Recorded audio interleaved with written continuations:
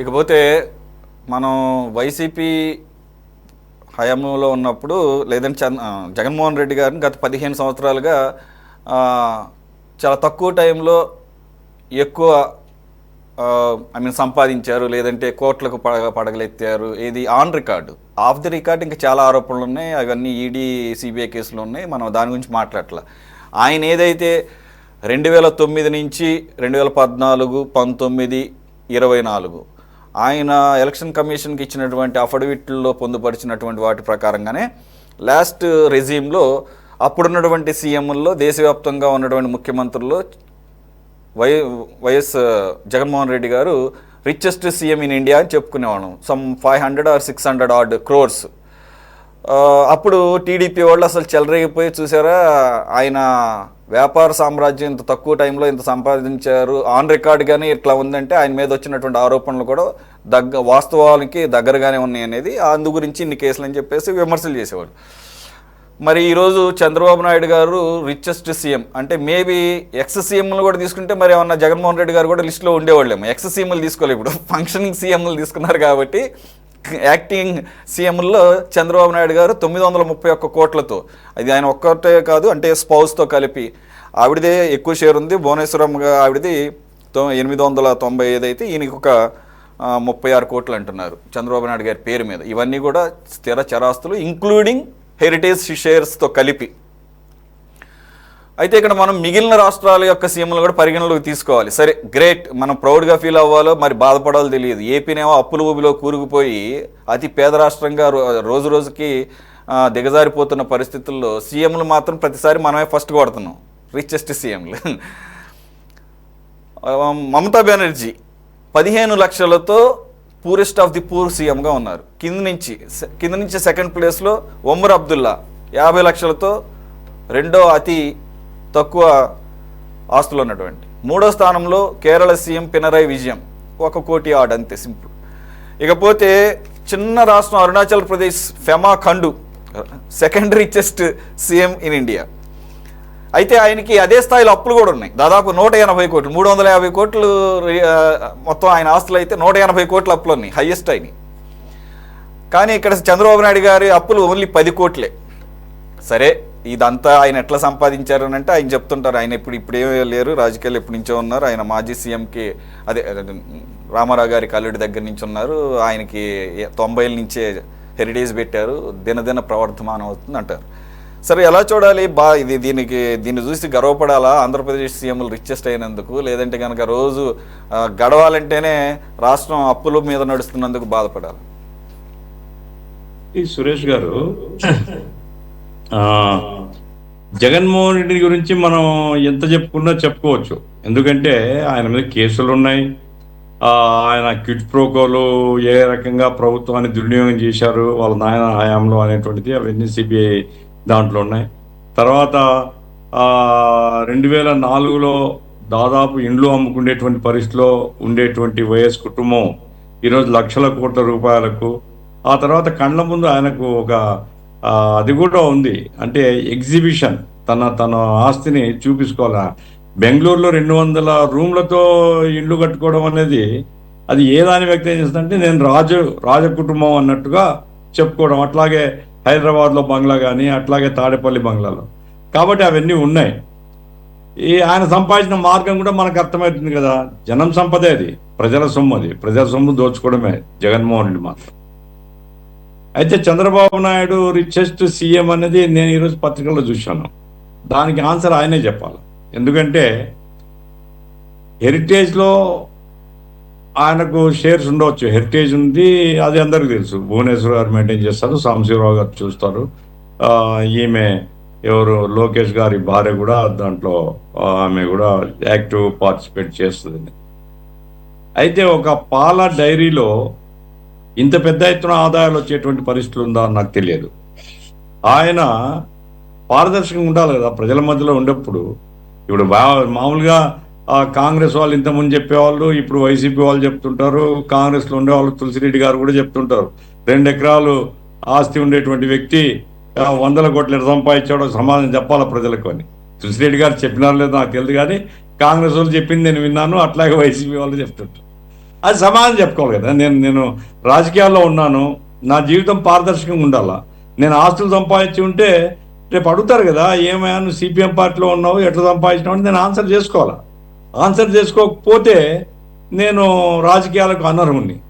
కాబట్టి చంద్రబాబు నాయుడు గారు ఎట్లా సంపాదించారు ఏమైనటువంటిది ఆయన చెప్పాలా. రిచెస్ట్ సీఎంగా కీర్తి పొందడం అనేది ఆయన కూడా గొప్పతనంగా ఫీల్ అవుతున్నాడేమో నాకు తెలియదు. ఎందుకంటే ప్రజల మధ్యలో ఇప్పుడు మమతా బెనర్జీకి మాకు అన్ని విధాల తీవ్రమైనటువంటి వైరుధ్యాలు ఉన్నాయి. బట్ ఆమె సింప్లిసిటీని మనం ఒప్పుకోవాలి కదా. ఆమె ఇప్పటికి కూడా హవాయి చెప్పులే వేస్తుంది. ఆమె బాగా అంటే లేడీస్ జనరల్గా మంచి చెప్పులు, అనేక రకాల చెప్పులు ఉంటాయి, కాదు హవాయి చెప్పులతోనే ఉంటుంది, తెల్ల చీర కట్టుకుని ఉంటుంది, సింపుల్ లైఫ్. అయితే తెలియకుండా ఇంకేమైనా ఉన్నాయో మనకు తెలియదు, ఎందుకంటే మేనల్లుల మీద ఆరోపణలు వచ్చినాయి, అవన్నీ మనకు తెలియదు.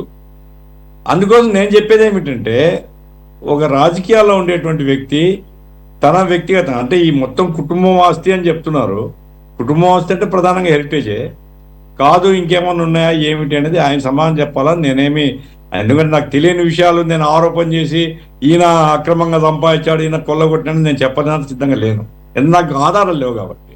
నేను ఇంతకుముందు చెప్పాను, ఎందుకంటే శ్రీనివాసరావు గారికి నేను కావాల్సింటే ఆ వీడియో పంపిస్తాను. నేను ఈసీఐ మొత్తం వాళ్ళ వెబ్సైట్లోకి పోయి దాంట్లో ఉండేటువంటి బాండ్ నంబర్లు అవి ఇవి అన్ని 40 కోట్ల రూపాయలు టీడీపీకి అధికారయుతంగా జమ అయింది అనేటువంటిది అది క్లియర్ గా రిటర్న్ నేను కూడా విన్నాను సార్, నేను కూడా విన్నాను. అది రిటర్న్ డాక్యుమెంట్ కాబట్టి దాన్ని ఎవరేం మార్చలేం మనం, అదే చరిత్ర అంతే. అందుకోసం నేను చంద్రబాబు నాయుడు మీద అట్లున్నాయి, ఇతను ఫలాన్ చోటు తిన్నాను నేనేం చెప్పలేను, నా దగ్గర ఆధారం లేదు. అయితే ఒక్కటి మాత్రం చెప్పగలుగుతాను, రిచెస్ట్ సీఎంగా పేరు తీసుకోవడం ఎవరికి గొప్పతనం కాదు. ప్రజల్లో సింపుల్గా ఉండి సామాన్య జీవితాన్ని గడపడం అనేటువంటిది ఆదర్శం అని నా అభిప్రాయం. డిఫర్ కావచ్చు ఎవరైనా, నా అభిప్రాయం అయితే ఒక ప్రజానాయకుడు సింపుల్ లైఫ్తో ఉంటేనే ప్రజలు గౌరవించుతారు అనేటువంటిది నాకు నమ్మకం. అట్లాగే నా మీద ఒక ఆరోపణ వచ్చింది అనుకోండి, నేనే సమాధానం చెప్పుకోవాలి. కాబట్టి రిచెస్ట్ సీఎం ఇప్పుడు రేపటి నుంచి దుమారం మోగుతుంది, ఈ ఊరికే వదిలిపెట్టరు కదా, రేపటి నుంచి దుమారం మోగుతుంది. దానికి సమాధానం చెప్పుకోవాలంటే ఆయనే చెప్పుకోవాలి ఎట్లా సంపాదించారు ఏమిటి అనేటువంటిది. ఏమైనప్పటికీ సింపుల్ లైఫ్ ఉండడం మంచిది అనేది నా అభిప్రాయం. కాకుంటే మరి ఈ బాండ్స్ అవి ఎవరి వాళ్ళకు పెట్టేసి అయ్యా నాకు సంబంధం లేదు, నా జీవితం ఇంతే అని చెప్పుకోవడం అది గౌరవంగా ఉంటుంది. కాబట్టి నేను చంద్రబాబు నాయుడు మీద వ్యక్తిగతంగా ఆరోపణ చేయడం లేదు, కానీ అది ఆయన ప్రజలకు సమాధానం చెప్పాలని మాత్రం చెప్పాలి. దామచర్ల శ్రీనివాసరావు గారు 2 రోజుల క్రితమే చనిపోయారు మన్మోహన్ సింగ్ గారు. ఆయన ట్రాక్ రికార్డ్ తీసుకుంటే ఆయన లైఫ్ అంతా కూడా tremendous achievements. 50s Cambridge, Oxford యూనివర్సిటీస్లో మాస్టర్స్లు, డిగ్రీలు చేశారు, పిహెచ్డీలు చేశారు. 70లోనే ఐక్యరాజ్య సమితిలో పనిచేశారు, వరల్డ్ బ్యాంకులకు పనిచేశారు. తర్వాత స్వదేశానికి వచ్చి ప్రణాళికా సంఘం ఉపాధ్యక్షుడిగా, అలాగే ఆర్బీఐ గవర్నర్గా, తర్వాత ఆర్థిక శాఖ మంత్రిగా, ప్రధానమంత్రిగా 2 సార్లు. ఆయన ఆస్తి చివరిలో అంటే వార్తాపత్రికల ద్వారా తెలిసింది ఏంటంటే ఒక మారుతి 800 కారు, 2 అపార్ట్మెంట్లు, ఇలా చాలా మినిమల్గా ఉన్నారు. మరి అటువంటి నాయకులను చూస్తున్నాం. మరి 60-70 సంవత్సరాలుగా ఒక మంచి ట్రాక్ రికార్డుతో ఉన్నతమైనటువంటి అంతర్జాతీయ కెరీర్ చూసినప్పుడు నేనేం కాదంటలేదు, ఎవరు వ్యాపారాలు వాళ్ళకు ఉంటాయి. అలాగే అయితే మల్లారెడ్డి గారు ఒక మాట చెబుతాడు, పూలమ్మినా పాలమ్మినా అని చెప్పేసి. ఆయన ఆస్తులు చూస్తేనేమో 100 కోట్లు 1000 కోట్లలో ఉంటే అసలు ఆ పూలకి పాలకిను ఆయనకున్న ఆస్తులకి అసలు సంబంధం ఉండదు. అది బాగా వైరల్ అవుతుంటుంది. సరే, ఇక్కడ కోఇన్సిడెంటల్గా హెరిటేజ్ కూడా పాల వ్యాపారమే. అలాగని నిన్న మొన్న పెట్టారని చెప్పేసి సంపాదించుకోవడం అంటలా. అయితే ఇక్కడ ఒకటి ఉంది, నాకు గుర్తున్నంత వరకు ఎలక్షన్స్ టైంలో అనుకుంటా over the night heritage share value stoop అయ్యింది, చాలా హై రేంజ్లో పెరిగి దాదాపుగా ఒక 400 కోట్ల రూపాయలు ప్రాఫిట్ వచ్చిందని అప్పట్లో వార్తలు వచ్చినాయి. మరి ఇది నాకు తెలిసినంతవరకు ఇది అంతకన్నా ముందే ఎలక్షన్స్కి అఫిడవిట్లో మరి ఉందా లేదా అంటే అది కూడా దీంట్లో రిఫ్లెక్ట్ అయిందో నాకు తెలియదు. What is your response sir Srinivasarao garu? Sir, ఒకటి ఈ సందర్భంగా భారతదేశంలో అత్యున్నతమైన ఆస్తి గల ముఖ్యమంత్రులు, తక్కువ ఆస్తి పరులను వేరే చేశాం. మనం వేరు చేసుకొని మాట్లాడుకొని చర్చించుకోవాల్సిన విషయం ఏంటంటే అక్రమ సంపాదన సక్రమ సంపాదన అనేది దిగ్గు తెలుసుకోవాలి. చంద్రబాబు నాయుడు గారు రాజకీయాల్లోకి వచ్చి 50 సంవత్సరాలు పూర్తయింది. ఏ రోజు మచ్చలేని నాయకుడుగానే బ్రహ్మాండంగా ఈ భారతదేశం మొత్తం తెలుసు. ఆయన మీద అనేక రకాల కేసులు ఎక్కడేసినా కూడా ఏ ఒక్క కేసు కూడా నిలవలేదు. రెండోది, ఆయనకు వచ్చినటువంటి ఆదాయం మొత్తం కూడా ప్రతి రూపాయికి ఇన్కమ్ ట్యాక్స్ చట్ట ప్రకారం ట్యాక్స్ కట్టాల్సిన డబ్బులు చెల్లించారు. ఎక్కడో కూడా ఒక్క రూపాయి కూడా అన్యాయంగా సంపాదించిన దాఖలాలు లేవు. ఆయన మనస్తత్వం అది కాదు. రెండోది వచ్చేసరికి మీరు చెప్పినట్టుగా కుటుంబ ఆస్తి, హెరిటేజ్ ఫుడ్స్ అనేక రకాలుగా బ్రాంచీలు పెట్టి మనకు భారతదేశంలో తెలుసు అనేక మంది పెద్ద పెద్దవాళ్ళు, అదాని కావచ్చు, రిలయన్స్ కావచ్చు, లక్షలాది కోట్లు కుబేరులు ఉన్నారు. ఈయన వీళ్ళు తనయుడు లోకేష్ గారు కూడా వచ్చిన తర్వాత అప్పటి నుంచి ముందే ఉంది హెరిటేజ్ అనేది. ఎప్పటి నుంచో స్థాపించి 35 ఏళ్ల క్రితమే స్థాపించి మరి 35 ఏళ్ళ బట్టి వచ్చినటువంటి ఆదాయాలు. రెండోది, అది షేర్స్లో కూడా ఉంది. పబ్లిక్ ఇష్యూలో బాంబే స్టాక్ ఎక్స్చేంజ్ కావచ్చు, నేషనల్ స్టాక్ ఎక్స్చేంజ్ కావచ్చు. మీరు అన్నట్టుగా ఇది హెరిటేజ్ ఫుడ్స్. దీన్ని నడుపుతున్నటువంటి వ్యక్తులు చాలా మంచివాళ్ళు. భువనేశ్వరరావు మేడం గారి ఆదాయమే మీరు చెప్పినట్టుగా 895 కోట్లు ఉంది. చంద్రబాబు గారిది 36 కోట్లు, వెరసి 10 కోట్లు అప్పు ఉంది. ఇది పక్కాగా election commission of India, election commission వారికి ఇచ్చింది తప్పితే ఇంకోటి కాదు. పర్ఫెక్ట్గా వీళ్ళు తీసిన అనాలిసిస్ కూడా ఏదైతే what are the affidavits submitted to the election commission of India దాని ప్రకారమే తీశారు. ఏ పొరపాటు ఏ తప్పు ఉండడానికి వీలే లేదు, ఉండదు కూడా. ప్రతి రూపాయికి చెల్లించిన దాంట్లో ఎవరైనా సరే ఆస్తులు పెరుగుతాయి, ఆదాయం వస్తూనే ఉంటుంది. కాబట్టి ఇదైతే చంద్రబాబు నాయుడు గారు పక్కాగా పర్ఫెక్ట్గా ప్రతి రూపాయి ట్యాక్స్ చెల్లించి వైట్లో వచ్చినటువంటి ఆదాయం తప్పితే అన్యాయకాంతంగా వచ్చింది కాదు. అదేవిధంగా మేడం గారు కుటుంబ ఆస్తులు ఎక్కడైనా అందరికి ఉంటాయి. ఎక్కడ కూడా ఎలక్షన్ కమిషన్ ఇచ్చినటువంటి అఫిడవిట్లో ఇవ్వమన్నారు కాబట్టి అవి చూపించారు తప్పితే వేరే కాదు. అది richest person, richest CM in India అన్నారు.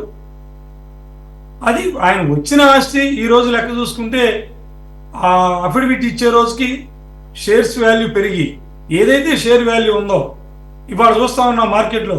ఒక్కో రోజు 600 పాయింట్లు మార్కెట్ పడిద్ది, ఒక్కో రోజు 2000 పాయింట్లు పెరిగిద్ది, ఒక్కో రోజు తగ్గుతూ ఉంది. It is depend upon the international లెవెల్లో జరుగుతున్నటువంటి ట్రాన్సాక్షన్స్. ఇక్కడ ఇండియాలో షేర్ మార్కెట్ పెరిగిందా తగ్గిందా అంటే ఇంటర్నేషనల్ లెవెల్లో జరిగే మార్కెట్లు బట్టి ఉంటుంది. కానీ హెరిటేజ్ ఫుడ్స్, హెరిటేజ్ డైరీకి ఒక ఆంధ్రప్రదేశ్లో కాదు భారతదేశం మొత్తం ఒక గుర్తింపు ఉంది. దానివల్ల ఆ షేర్స్ పెరిగి ఆ పెరిగిన వాల్యూస్ తీసుకోవడం కూడా జరిగింది. ఏ రోజు అఫిడవిట్ ఇస్తామో ఆ ముందు ఒక 15 రోజులు 20 రోజుల ముందుకో ఆ వాల్యూ తీసుకుంటారు. ఏది తీసుకున్నా కూడా ఇన్కమ్ ట్యాక్స్ డిపార్ట్మెంట్కి ఒక బ్యాలెన్స్ షీట్, ఆస్తి అప్పుల పట్టిని, ఆదాయ వ్యయాల పట్టిని, అంటే ఇన్కమ్ అండ్ ఎక్స్పెండిచర్ అయితే profit and loss account balance షీట్ని తప్పనిసరిగా ఇన్కమ్ ట్యాక్స్ సబ్మిట్ చేస్తాం. వాళ్ళు పరిశీలిస్తారు. ఇన్కమ్ ట్యాక్స్ అధికారులు ఉన్నారు, వాళ్ళకి ఏదైనా డౌట్ వస్తే వెరిఫికేషన్కి స్క్రూటినీ పంపించి అధికారులు చేయించవచ్చు. ఏది చేసినా ఇదైతే పక్కాగా పర్ఫెక్ట్గా చేసిందే. ఆయన కూడా రాజకీయం కావచ్చు, వ్యాపారాలు కూడా ఆయన రాజకీయంలో ఉన్న తనయుడు, భార్య, వాళ్ళందరూ కుటుంబ సభ్యులందరూ కూడా వ్యాపారాలు నిర్వహిస్తూ అనేక మంది మంచి వ్యక్తులను కంపెనీలో మేనేజింగ్ డైరెక్టర్గా ఎంప్లాయీస్గా అపాయింట్ చేసుకుని చేస్తున్నదే. సరే, వ్యాపారంలో అంతలా మోస్తుందా ఇంతలా మోస్తుందా అనే దానికి అది వ్యాపారాలను బట్టి ఉంటుంది. ఏ వ్యాపార సంస్థ స్థాపించినా ఇవాళ ఆంధ్రప్రదేశ్కి అనేక రకాల కంపెనీలు వచ్చినా ₹1 సంపాదించుకుందామని చెప్తే తీసుకొచ్చి ఇక్కడ పోకూడదామనేది ఎవరు అనుకోరు. ఏ వ్యక్తి కూడా బాగుండాలనుకుంటా ఆరోగ్యం. అదేవిధంగా నేను ఒక వ్యాపార సంస్థను స్థాపిస్తున్నానంటే GST license, income tax, PF, ESI అనేక రకాలుగా అన్ని చెల్లించిన తర్వాత మిగిలింది నాకు ఆదాయం మీద నేను ఇన్కమ్ ట్యాక్స్ పే చేసి నా వైట్ మనీగా నేను క్యాపిటల్ అకౌంట్ క్రియేట్ చేసుకుంటా.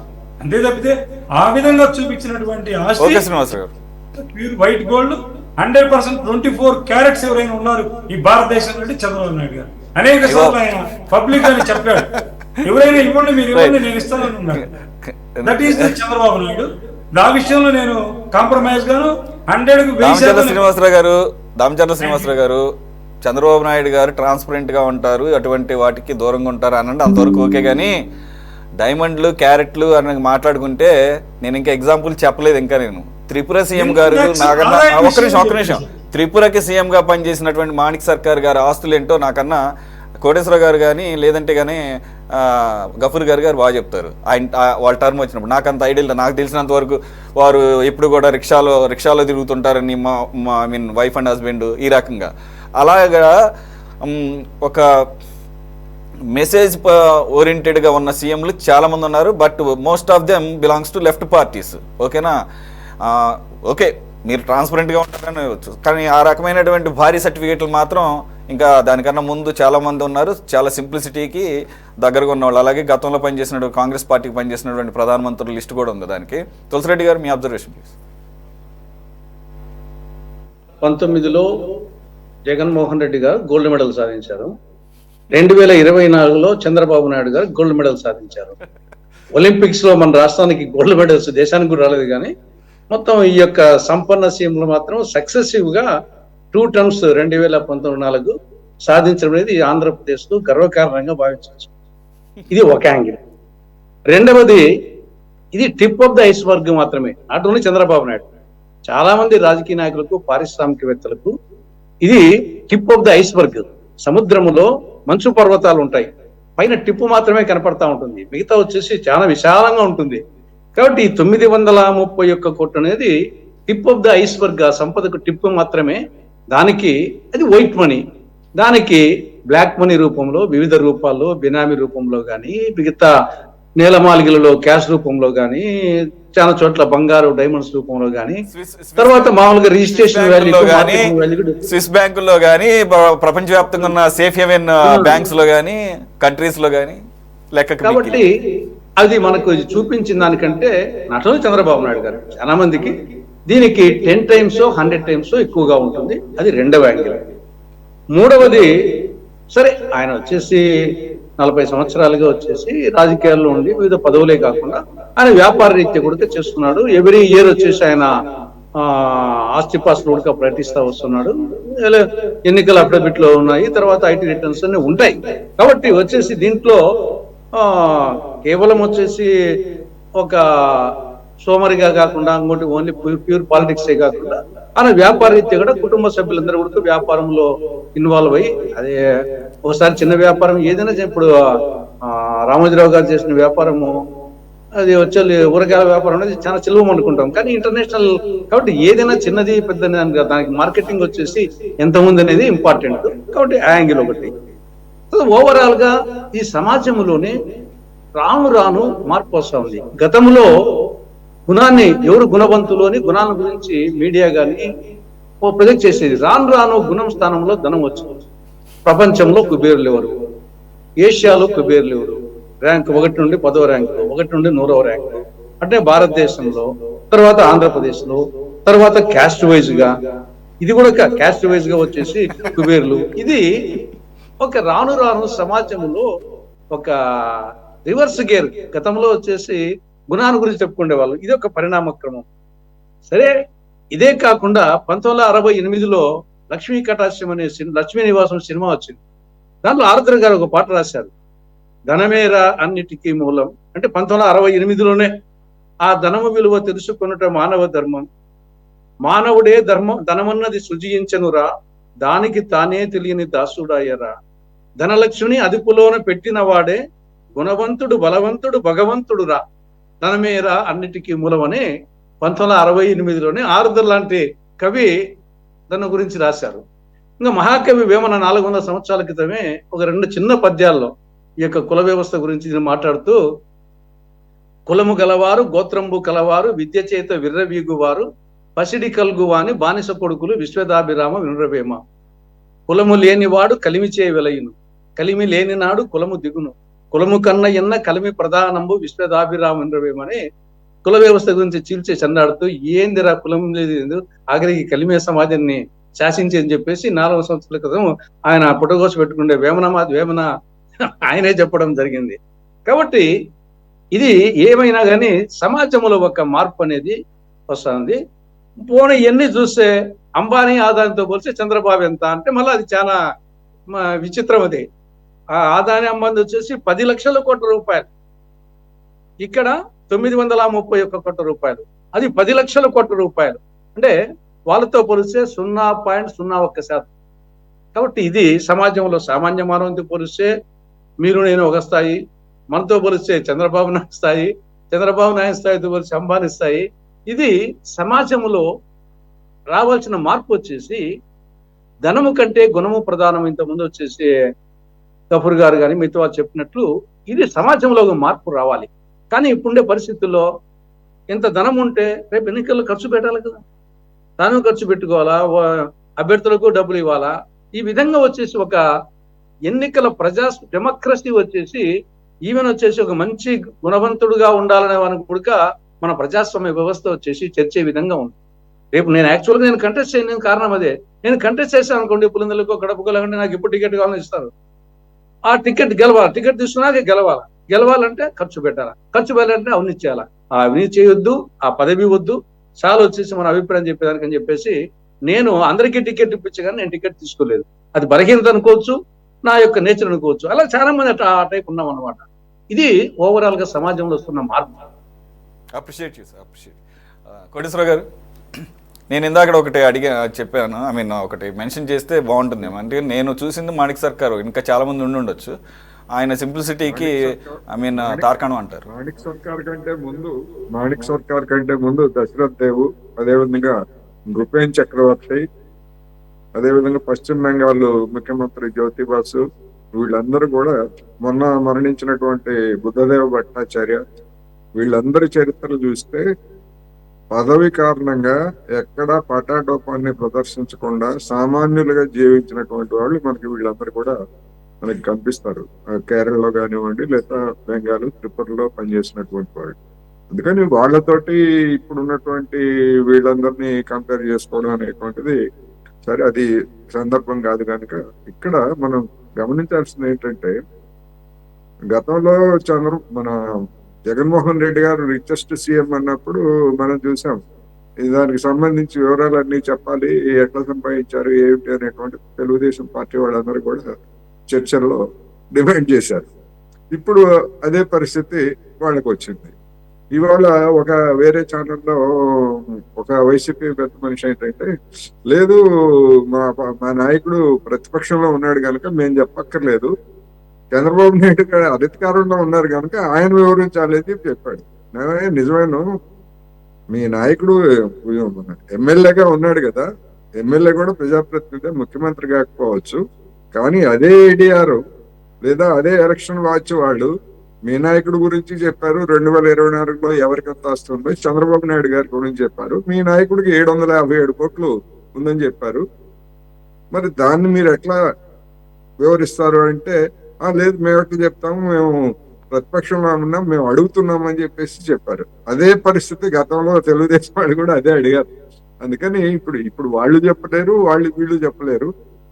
మన జగన్మోహన్ రెడ్డి గారు రాస్తే ఏడీఆర్ దాని ప్రకారం 757 కోట్లు, ఆయనకి 37 కోట్ల అప్పులు ఉన్నాయి. ఆయనకు కూడా తక్కువేం లేదు. ఈ ఆస్తులు అనేటువంటివి చంద్రబాబు నాయుడు గారైనా జగన్మోహన్ రెడ్డి గారైనా అది కూడా మొత్తం పక్కగా పన్నులు చెల్లించిందే జగన్మోహన్ రెడ్డి గారు కూడా. ఎందుకంటే అఫీషియల్ గా ఇచ్చేది, పన్నులు చెల్లించకపోతే ఆయన క్రిమినల్ కేసులు పెడతారు. ఒకటి. రెండోది, ఈ ఆస్తులన్నీ కూడా ముఖ్యంగా పరిశ్రమ గాని లేదా వాణిజ్యాల్లో గాని బుక్ వాల్యూని పెట్టుకుంటది. మార్కెట్ లో షేర్ వాల్యూని ఎక్కడ మెన్షన్ చేయరు. ఇప్పుడు ఏదైనా స్థిరాస్తులు ఉన్నాయని చెప్పేసి ఎవరైనా క్లెయిమ్ చేశారనుకోండి, రిజిస్ట్రేషన్ వాల్యూ తప్ప మార్కెట్ లో ఉన్నటువంటి దాని వాల్యూని ఎవరు చేయరు. దాని వాల్యూని ఎట్లా చేస్తారు? ఇప్పుడు తులసిరెడ్డి గారైనా, గఫూర్ గారైనా, నేనైనా, మీరైనా రిజిస్ట్రేషన్ వాల్యూ ఎంత ఉందని చెప్తారు తప్ప అంతకు మించి మార్కెట్ లో 50 లక్షలు ఉంది, 60 లక్షలు ఉంది అని చెప్పేసి దాన్ని ఒకవేళ అట్లా క్లెయిమ్ చేశారనుకోండి, దానికి పన్ను కట్టమంటే ఎవరైనా ఎక్కడి నుంచి తీసుకొచ్చి కడతారు. అందుకని ఇవన్నీ కూడా మినిమం అంటే బుక్ వాల్యూలో ఉన్నటువంటివే. అదే వాళ్ళు ఆ షేర్లను అమ్ముకుంటే, ఒకవేళ ఇప్పటికిప్పుడు అమ్ముకుంటే వచ్చేటువంటి ఆస్తి దానికి కొన్ని రెట్లు కొన్ని సందర్భాల్లో 100 రెట్లు కూడా ఉంటుంది. ఇప్పుడు ఉదాహరణకి 10 రూపాయల ముఖ విలువ కలిగినటువంటి షేరు 400 ఉందనుకోండి, దాని వాల్యూ ఎంత ఉంటుంది? ఇప్పుడు అదే కదా జగన్మోహన్ రెడ్డి గారి మీద వచ్చినటువంటి కేసుల్లో ఒక పారిశ్రామికవేత్త పెట్టుబడి పెట్టాడు. 10 రూపాయల షేర్ ని 300 రూపాయలు పెట్టి ఎందుకు కొన్నావా, ఎట్లా కొన్నావు అంటే, నేను బిజినెస్ మ్యాన్ ని, ఆయన ఆ కంపెనీ 10 రూపాయల షేర్ ని 300 వాల్యూకి పెంచే విధంగా లాభాలు సంపాదిస్తుంది అనేటువంటి ఆశతో కొన్నాను. ఒకవేళ వస్తే లాభం వస్తుంది నాకు, లేకపోతే నేనే నష్టపోతా, మధ్యలో మీకేంటి అనేటువంటి వాదనలు చేసినటువంటి మనం సాక్షి వ్యవహారంలో మనం చూసాం. అందుకని ఇవన్నీ కూడా ఏంటంటే, ఇప్పుడు హెరిటేజ్ అయినా లేకపోతే సాక్షి అయినా ఇంకోటైనా వాటాదారులుగా ఉన్నటువంటి వాళ్ళకి, అవి ప్రైవేట్ లిమిటెడ్ అయినా పబ్లిక్ లిమిటెడ్ అయినా కానీ చట్టంలో ఉన్నటువంటి లోపాలని ఉపయోగించుకొని లాభాలను పెంచుకోవడానికి, పన్నులు ఎదురుగొట్టడానికి, లేదా వినియోగదారుల నుంచి అధిక మొత్తాలను వసూలు చేయడానికి, లేదా పాలు సరఫరా చేసేటువంటి రైతుల దగ్గర వాళ్ళకి ఇవ్వాల్సినటువంటి మొత్తం ఇవ్వకుండా వాళ్ళకి తక్కువ చేయడం, ఇవన్నీ చేసిన కారణంగానే ఇంత ఆస్తులు పెరుగుతున్నాయి. లేకపోతే వీళ్ళు ఎవరైనా ఫ్యాక్టరీలో ఏమన్నా చొక్కా మడుచుకుని ఏమన్నా పనులు చేశారా, లేకపోతే ఏమన్నా పాలు పితికారా? ఇటువంటి వాళ్ళు కాదు కదా. ఇవన్నీ ఎవరైనా అంతే, చంద్రబాబు నాయుడు అయినా, జగన్మోహన్ రెడ్డి గారైనా, లేదా పరిశ్రమ పెడితే తులసిరెడ్డి గారైనా అదే చేస్తారు. అందుకని వినియోగదారులు రైతుల నుంచి పిండినటువంటి సొమ్ము అది, లేదా చట్టంలో ఉన్నటువంటి లోపాలని ఉపయోగించుకొని పన్నులు ఎగ్గొట్టి పెరిగినటువంటి సొమ్ము అది. అందుకని ఎవరైనా అడిగితే నిజంగానే చెప్పాల్సి ఉంటుంది సమాధానం. అది జగన్మోహన్ రెడ్డి గారికైనా అదే వర్తిస్తుంది, చంద్రబాబు నాయుడు గారికైనా అదే వర్తిస్తుంది. రెండోది నా అభిప్రాయం ఏంటంటే, రిచెస్ట్ సీఎం అని పొంగిపోవడం, లేకపోతే పూరెస్ట్ సీఎం అని మమతా బెనర్జీ ఇంకో పొంగిపోవడం కాదు. ఎందుకంటే మమతా బెనర్జీ 15 లక్షలే ఉన్నా, లేదా చంద్రబాబు నాయుడు గారికి ఉన్నా, వీళ్ళ పరిపాలన ఎట్లా ఉంది, ఎవరికి అనుకూలంగా చేస్తున్నారు ఏంటనేటువంటి దాన్ని తీసుకోవాలి. అయితే ఏడీఆర్ సంస్థ వాళ్ళ యొక్క లక్ష్యం వేరు. దేశంలో ఉన్నటువంటి అవినీతి పరులు, అక్రమార్జులు, లేదా అవినీతి క్రిమినల్ కేసులు ఉన్నాయి. చంద్రబాబు నాయుడు గారి మీద దాని ప్రకారమే 19 కేసులు ఉంటాయి, జగన్మోహన్ రెడ్డి గారి మీద 27 కేసులు ఉన్నాయి, 29 కేసులు ఉన్నాయి. సరే, రేవంత్ రెడ్డి గారు టాప్ లో ఉన్నారు అనుకోండి కేసుల విషయంలో. అవన్నీ ఇంకా వివిధ దేశాల్లో ఉన్నాయి కనుక వాళ్ళని నేరగాళ్ళని మనం చెప్పలేము. నిందితులు కేసులు ఉన్నాయి కనుక పరిష్కారం అయ్యేంత వరకు నిందితులు జగన్మోహన్ రెడ్డి గారైనా, చంద్రబాబు నాయుడు గారైనా. ఇక్కడ మనం నేను చెప్పదలుచుకుంది ఏంటంటే, మొదటి అసెంబ్లీ అంటే స్వాతంత్రం వచ్చిన తర్వాత మొదటి అసెంబ్లీ కానీ పార్లమెంట్ లో కానీ అవినీతి పరులు కాని వాళ్ళు, క్రిమినల్ కేసులు లేని వాళ్ళు, ధనికులు కాని వాళ్ళు ఎంతమంది ఉన్నారు అని, ధనికులైనటువంటి వాళ్ళు, అవినీతి పరులు, కేసులు ఉన్న వాళ్ళు ఎంతమంది ఉన్నారని వెతకడానికి భూతద్దాలు పెట్టి చూడాల్సి వచ్చింది ఆ రోజు. ఎందుకంటే అంత స్వచ్ఛమైనటువంటి జీవితం స్వాతంత్రోద్యమం నుంచి, లేదా కమ్యూనిస్టు ఉద్యమం నుంచి వచ్చినటువంటి వాళ్ళు అసలైనటువంటి డైమండ్స్ గా ఆ రోజు ఎన్నికయ్యారు. ఇవాళకి వచ్చేసరికి అలాంటి వాళ్ళు ఎంతమంది ఉన్నారని భూతద్దాలు పెట్టి వెతకాల్సి వస్తూ ఉంది. 100 కోట్లు. ఇప్పుడు ఆయన తెలుగుదేశం పార్టీ కేంద్ర మంత్రి పెమ్మసాని చంద్రశేఖర్ రిచెస్ట్ పర్సన్ ఆయన ఉన్నటువంటి ఎంపీల్లో, richest MP in India, 5,000 crores if I am not wrong. India అది చెప్తాను, ఆంధ్రప్రదేశ్ కాదు, ఇండియా మొత్తం ఎంపీల్లో రిచెస్ట్ ఆయన కేంద్ర మంత్రిగా ఉన్నటువంటి ఆయన. మనం ఇక్కడ స్పేడ్ కాల్ చేద్దాము. అంటే ఆయన ఆల్రెడీ ఎన్ఆర్ఐ అక్కడ చాలా బిజినెస్లు సెటప్ చేశారు. ఎన్ఆర్ఐ లేకపోతే అమెరికానా, అనకాపల్లి అనేటువంటి సమస్య. అంటే నేను అనేది ఎన్ఆర్ఐలో కూడా అందరూ కూడా ఆ స్థాయిలో సంపాదించారు. ఆయన మల్టీ బిజినెసెస్ ఉన్నాయి, ఆయన సెటప్ చేస్తున్నాడు. ఆ రకంగా సంపాదించారంటే అది ఓకే. ఇప్పుడు ఆయన వచ్చింది ఈ పాలిటిక్స్ లోకి ఇప్పుడు ఫస్ట్ టైం, ఇక ఇప్పటి నుంచి స్క్రూటినైజ్ చేయాల్సిన అవసరం ఉంటుందేమో. అయితే నేను ఇంకొకటి కంపేర్ చేయదలుచుకున్నాను. ఇక్కడ మీరు ఏవైతే కేసెస్ అఫిడవిట్లు పెడుతుంటారు కదా, ఇక్కడ ఏ రకమైన కేసులు అనేది కూడా మనం పరిగణలో తీసుకోవాలేమో. ఆర్థిక నేరాలకు సంబంధించి నేనేమంటున్నాను అంటే ఇప్పుడు అలాగే సార్, ఇప్పుడు మీ మీద కూడా కొన్ని కేసులు ఉంటాయి, ఇప్పుడు గఫూర్ గారి మీద కేసులు ఉంటాయి, తులసిరెడ్డి గారి మీద కూడా కొన్ని కేసులు ఉంటాయి. ఎందుకంటే ఏ పెట్టి కేసు ఉన్నా కానీ ఆన్ రికార్డ్ పెట్టాల్సిందే. ఒక ధర్నా చేస్తున్నప్పుడు అలాగే ఒక్క నిమిషం, ఇక ఇప్పుడు చంద్రబాబు నాయుడు గారిది నాకు తెలిసినంత వరకు బాబ్లీ కేసు కూడా ఇప్పటికీ రన్ అవుతుంది, నాకు గుర్తున్నంత వరకు బాబ్లీ కేసుకు సంబంధించి ఇవన్నీ మెన్షన్ చేయాల్సింది. అందుబాటులో ఉన్నాయి మనకి. అదే సార్, అంటే ఇప్పుడు నేనేమంటున్నానంటే ఒక ఎవరన్నా వైసీపీనో టీడీపీ ఒక క్రిమినల్ బ్యాక్గ్రౌండ్ ఉన్న కేసులని, లేదంటే ప్రజా సమస్యల మీద ఉద్యమాలు చేస్తున్నటువంటి కాంగ్రెస్ ఇది ఒక లెఫ్ట్ పార్టీస్ ఉన్న వాళ్ళ వ్యక్తిని నీకు ఉన్నాయి కదా కేసులు, నాకు ఉన్నాయి కదా కేసులు, నీకు ఇంకా 3 ఎక్కువ ఉన్నాయి అని ఎలా అర్ధరహితంగా ఉంటుందో అంటే నేను ఇక్కడ దేనికి దానికి విడదీసి చూడాలేమో అని కూడా అంటున్నాను. డెఫినెట్ గా ఇప్పుడు గఫూర్ గారు లేదా తులసిరెడ్డి గారు గతంలో జగన్మోహన్ రెడ్డి గారి ప్రభుత్వానికి వ్యతిరేకంగానో లేదా చంద్రబాబు నాయుడు గారి ప్రభుత్వానికి వ్యతిరేకంగానో ఆందోళన చేసినప్పుడు పెట్టినటువంటి కేసులు ఉంటాయి. ప్రజా ఉద్యమాల్లో పెట్టినటువంటి కేసులు వేరు, అధికార దుర్వినియోగానికి సంబంధించినటువంటి కేసులు వేరు. ఇటువన్నీ ఈ కేటగిరీ అన్ని ఉన్నాయి. వివరాలన్నీ చూస్తే మొత్తం అందరికి అవన్నీ ఇప్పుడు మైనేత పేరుతోటి కొడితే ఎమ్మెల్యేలు ఎంపీలు ఇట్లాంటి వాళ్ళందరి పేరు కొడితే వాళ్ళ చరిత్ర అంతా ఉంది. ఒకటి ఇక్కడ నేను ఒక్కటి అడుగుతాను, ఇప్పుడు జగన్మోహన్ రెడ్డి గారు అఫిడవిట్ లో పెట్టిన కేసుల్లో ఒక్కటైనా ప్రజా ఉద్యమాలకు సంబంధించిన ఒక కేసు ఏమన్నా ఉందా? రెండోది నేను చూసినంత మేరకు అటువంటిది ఏమీ లేదు. అదే నేను ఏమన్నా ఆయన ఎప్పుడో ఎస్ఐని కొట్టిన కేసు దగ్గర నుంచి అట్లాంటివన్నీ ఉన్నాయి తప్ప అలాగే ఆర్థిక నేరాలకి ఇప్పుడు నేనేం చంద్రబాబు నాయుడు గారికి క్లీన్ చిట్ ఇవ్వట్లేదు సార్. చంద్రబాబు నాయుడు గారికి అఫిడవిట్ లో ఇచ్చిన వాటిల్లో కూడా కొన్ని ఆర్థికపరమైన అంశాలు ఉంటాయి. అది ఏ రకంగా ప్రూవ్ అయిందో ప్రూవ్ చేయడం అది పక్కన పెడదాం.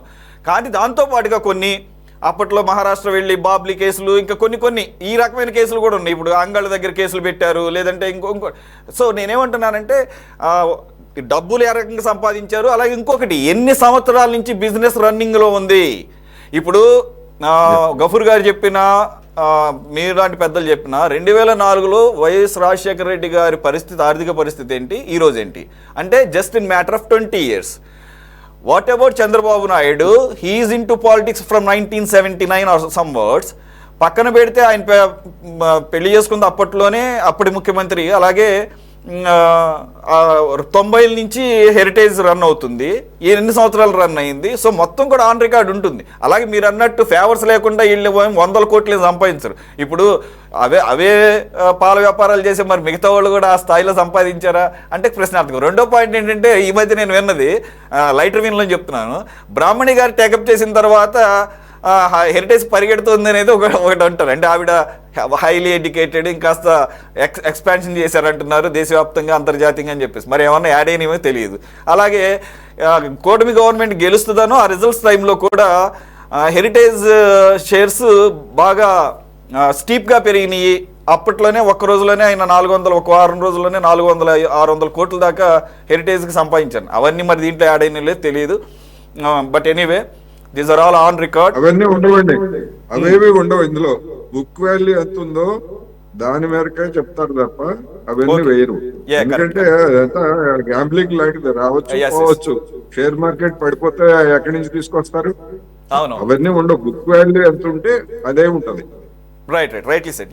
You're right sir. Thanks for joining Koteswararao గారు, గఫూర్ గారు, తులసిరెడ్డి గారు అండ్ శ్రీనివాసరావు గారు. ఇది వాళ్ళ టాప్ డిబేట్. మరో అంశంతో మళ్ళీ కలుద్దాం. Stay tune to City 24/7.